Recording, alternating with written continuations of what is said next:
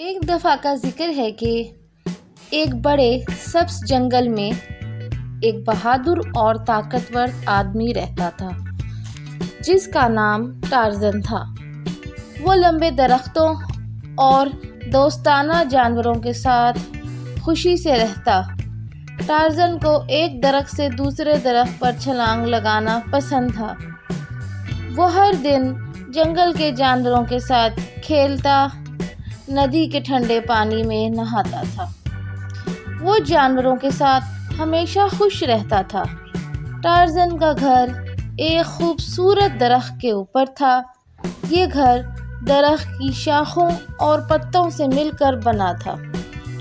Tarzan ایک دن جنگل میں کھیل رہا تھا کہ اچانک اس نے دور سے پریشانی کی آوازیں سنی۔ ٹارزن نے ان آوازوں کا پیچھا کیا۔ وہ ایک بوسیدہ میدان میں پہنچ گیا۔ وہاں اس نے خوبصورت پرندوں کا گروہ دیکھا جو کہ قید تھے اور ڈر سے چیخ رہے تھے۔ ٹارزن کو ان پرندوں کو قید میں دیکھ کر بہت دکھ ہوا۔ ٹارزن ان پرندوں کو بچانا چاہتا تھا اور جنگل کو امن کی واپسی دینا چاہتا تھا۔ پہلے ٹارزن نے میدان کا مکمل جائزہ لیا، پنجروں اور شکاریوں کی پوزیشن کو نوٹ کیا۔ پھر رات کے اندھیرے میں ٹارزن نے خاموشی سے پنجرے کے قریب پہنچ کر پنجرے کو باندھنے والی رسی کو مہارت سے کاٹا۔ رسی کاٹنے کی وجہ سے پرندے آزاد ہو گئے۔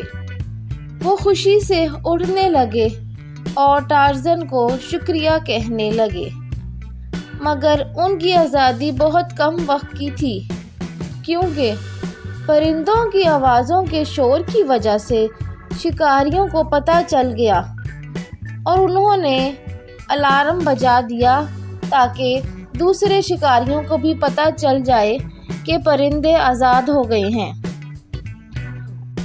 ٹارزن جلدی سے تیز رفتار میں شکاریوں کی گولیوں سے بچتے ہوئے جنگل کی طرف دوڑا۔ شکاری بھی اس کے پیچھے دوڑے۔ آخر کار مزید دوڑتے ہوئے ٹارزن شکاریوں کو ان کی ہی خود کی تیار کردہ دلدل کی طرف لے آیا، جہاں شکاری دلدل میں پھنس گئے اور ہل بھی نہ سکے۔ ٹارزن اب مسرت بھری مسکراہٹ کے ساتھ کھلی جگہ میں واپس آیا جہاں پرندے اس کا انتظار کر رہے تھے۔ پرندوں نے خوشی سے ٹارزن کا شکریہ ادا کیا جس نے پرندوں کو قید سے نجات دلائی۔ پرندوں نے کہا کہ وہ ٹارزن کی بہادری اور مہربانی کے بارے میں پورے جنگل کو بتائیں گے۔ اس دن کے بعد ہر کوئی ٹارزن کو ان کا ہیرو کہنے لگا۔